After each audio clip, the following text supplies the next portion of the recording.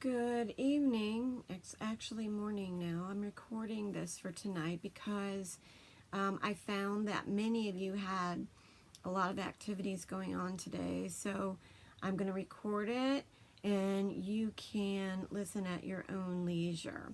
So the topic of this challenge or experiment is started by the author Pam Grout, who wrote E Squared. She is an expert on the area of law of attraction and proving that it is an energy force and that we have every capability of tapping into that.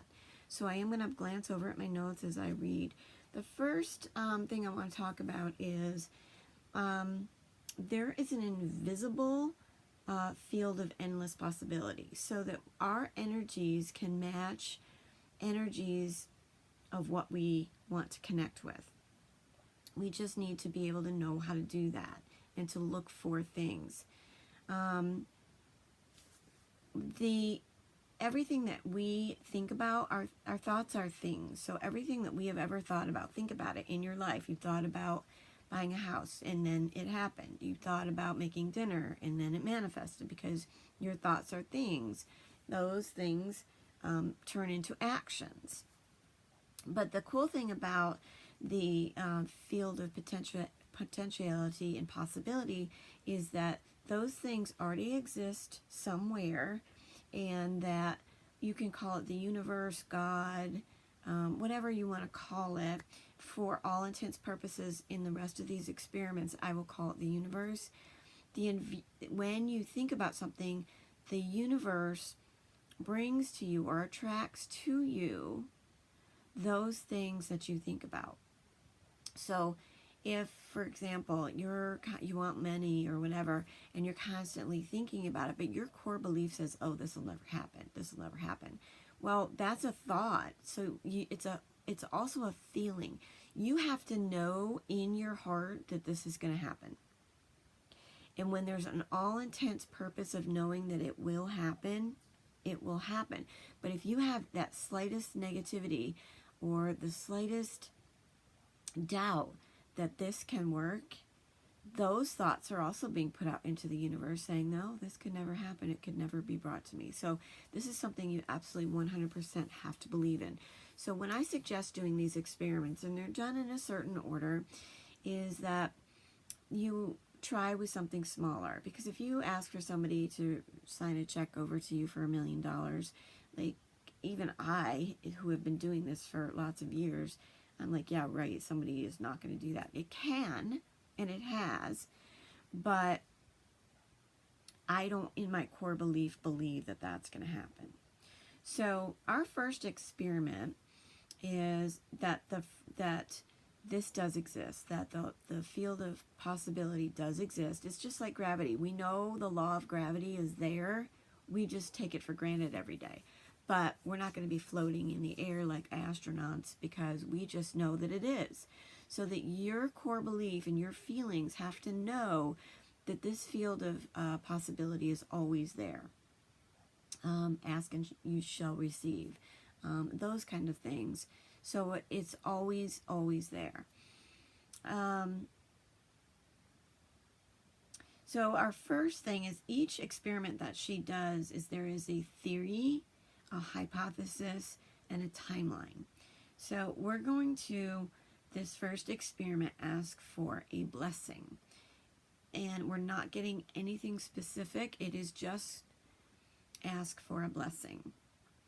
So there's an invisible energy out there available to everyone for the asking. So we're not going to label what it is. This is just your intro into law of attraction. And I want you to sit with yourself, get yourself out a notebook, and write it down. Ask for a blessing. And then what I want you to do is I want you to take that idea and you're just going to say to the universe, all right, feel the possibility, or all right, universe, here is the deal today. I want you to prove to me that it is going to, that you're going to show me a blessing. And, you know, you can say that in your own words. She has a script for it. but I want you to be able to say it in your own words to ask for a blessing today. No matter how small or how big, I wish that you give me a blessing. And we're going to have a timeline on this. So for all experimental purposes, we're going to have a blessing. That is the theory of the experiment. The hypothesis, if there is a field of possibility available to everyone 24/7 that I can access at any time, furthermore, I ask for a blessing within a specific timeline, and our specific timeline is going to be 48 hours. And the universe will abide with this pleasure. So what I would like for you to do is, this experiment is called the Dude Abides. Pam Grout has a very awesome sense of humor, and if you have the book, she's titled it The Dude Abides. So whatever your dude is, or whoever your universe is, you ask and you will get it. So kind of have fun with it. Don't be so serious about it. I want you to think about just a blessing. It could be the little kindergartners I work with, they call it a speech bubble. So in your speech bubble, you write, Dear Universe, today in the next 48 hours, I ask that you send me a blessing, no matter how small or how big, and show me true signs that I recognize this blessing as part of my experiment. No doubt whatsoever, this is the blessing that you sent me. You have 24 hours, dude, to show me this blessing. So that's what you're going to sit with yourself, and you write it however you want in your speech bubble, and then I want you to wrap it up, and I want you to blow it up into the universe and forget about it. Just walk away. So in your notebook, you're going to write down the hypothesis that, that's the deal, and I want you to write down the date and the exact time on this experiment that you sent your bubble out into the universe to ask for your special blessing. So no questions asked. Again, we're going to write down the date. So excuse me for just a second. I'm just checking the notes. So anyway, that's simple. Know that there is a field, and we have to match our energy to whatever. We can get more specific. You're going to be trained in how to do this with more detail, because sometimes we get a blessing and it's something wonderful. I've asked for many, many blessings in the past, and they've all happened, and they were specific blessings, but they don't always come in the package that you think they're going to come in. For example, I asked for a relationship with my son. He had not spoken to me in quite a few years, and that blessing, I asked for him to come live with me. I felt like it would be better for him to come and live with me, to get him on a better path. So that happened, but the way it happened was not a good way. What I would have gone back, had I gone back and been able to redo this, I would have asked the universe for exactly the same thing, and I would have added many details such as, please bring this to me in a way that is unharmful to all, and with ease and grace. That this transition happened with ease and grace, and that there is how do I want to say this without giving too many details, with no harm to others. So that's just what I want to put out. But today we're going to do it very simple. I want you to comment below once you have finished listening to this video. And I also would like for you to put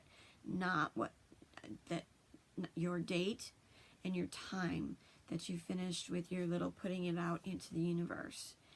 And in 48 hours, we'll revisit the same news feed, and we'll have a discussion about what the blessing was, how it manifested, and we'll go on to experiment number 2. If you are participating in this activity, please put your name below. I know I have a couple. I know Krista, Denise, I can't remember who else. Diane, I believe, are participating in this activity. So if you are participating, go ahead, put your name, the date, the time that you sent your message out into the universe to ask for this blessing. Don't get anything more elaborate than that. Again, we will come back after our 48 hours is over. So, but I do want you to get your experiment started today.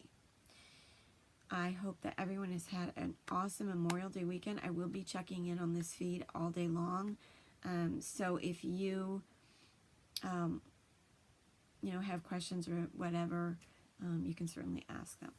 Have a great day.